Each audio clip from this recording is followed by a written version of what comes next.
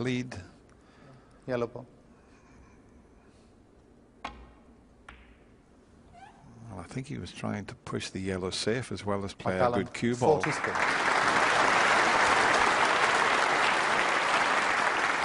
And that's why he's shaking his head. He wanted to knock the yellow onto the side cushion above the middle pocket. And he just didn't hit it correctly.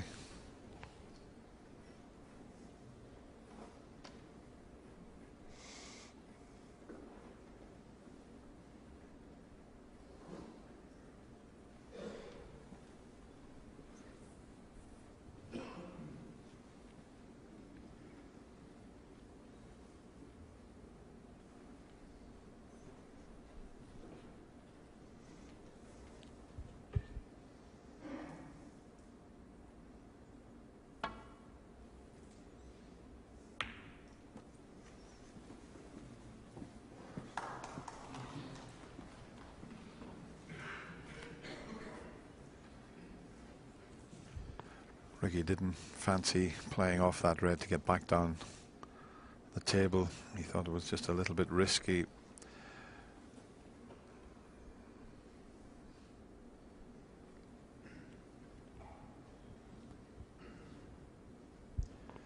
There's very little to play behind. The green's on the cushion, the yellow's up near the middle pocket. So there's only that brown to try and get a snooker behind.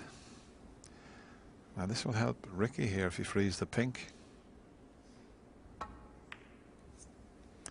That's certainly to Ricky Walden's advantage, having the pink in play as well as the black, especially 43 behind.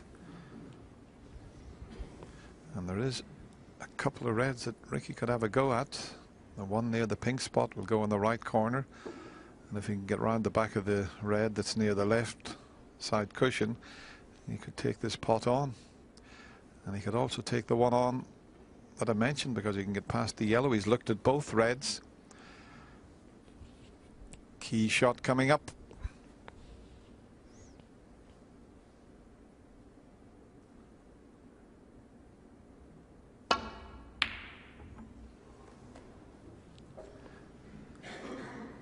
Now he needs the brown to come to his rescue, and it's not going to.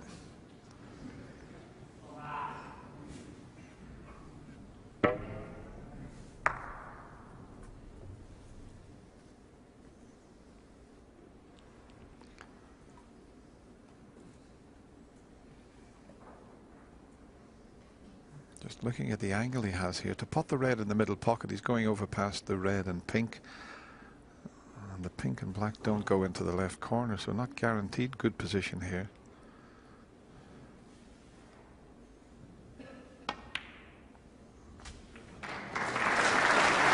Gonna have to be the yellow one because of that reason, and the pink and black not available. Into the left corner, that is. So one good positional shot here, and he could put himself 2 frames in front, and he'd only need 1 to get into the final.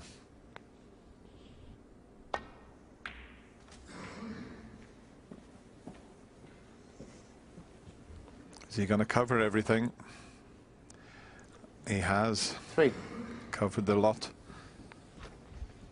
Yeah, played for a choice of 2 reds, either the red that is closest to into the same pocket pot of the yellow, or the bottom red of the 4, I think, goes into the left corner.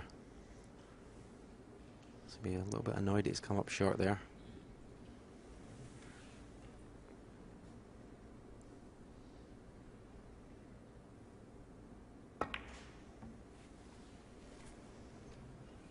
Taking the opportunity to put a red safe. Mark Allen, 3. And that's a good safety shot.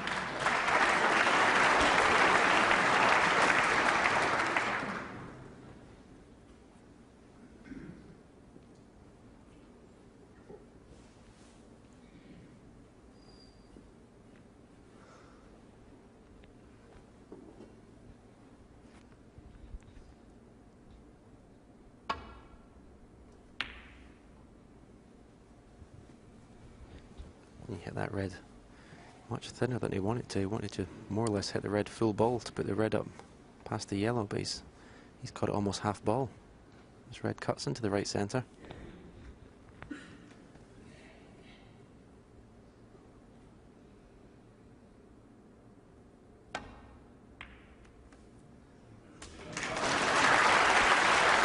1. Yeah, that was pretty careless from Ricky Walden. It was a straightforward, just double the red up the table, leave everything safe. A little shake of the head tells you what he thinks of it. I mean, he hasn't really given himself a chance in this frame, a frame that he needed. To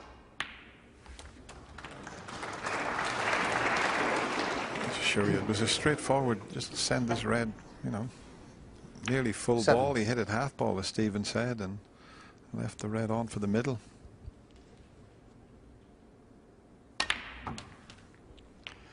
And you could see that just flicked one of the 8. reds out there. So there's 2 reds available. Might be straight on the blue, but the pink will get him to the back red of the 3.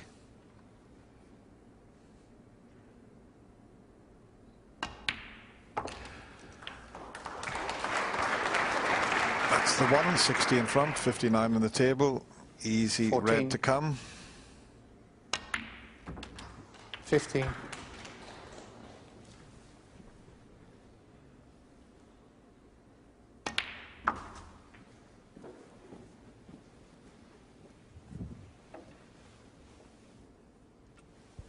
21. 22.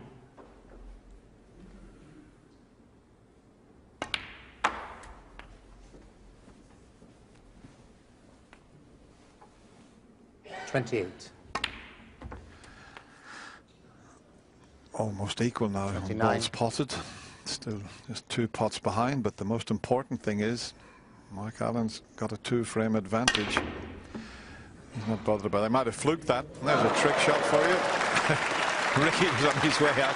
He says it's okay. So 33. yeah, Ricky has conceded the frame. That was another important frame for Ricky Walden from Chester. But Mark Allen, with the aid of that 43 break, gives himself a chance to get into the final. He only needs 1 more frame. It's 8-6.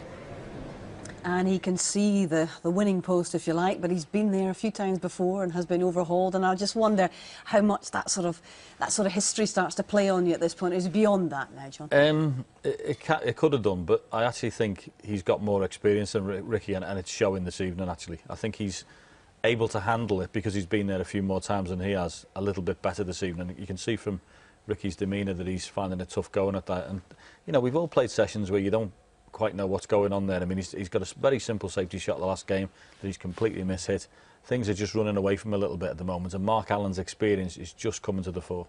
Ken, what's your view on the way that Ricky came back at him there, but again that challenge seemed to have fizzled out in the last frame? Yeah, again, he's just giving him easy chances, easy openings, and when the pressure comes on, you know, the first thing you want is just an easy opening, get your arm going, you know, and he came back well in the first frame after the interval, but again he's just played a couple of careless safety shots, leaving Mark getting his hand on the table, easy openers, building up a lead, and you know, you can't do that at this level if he wants to progress.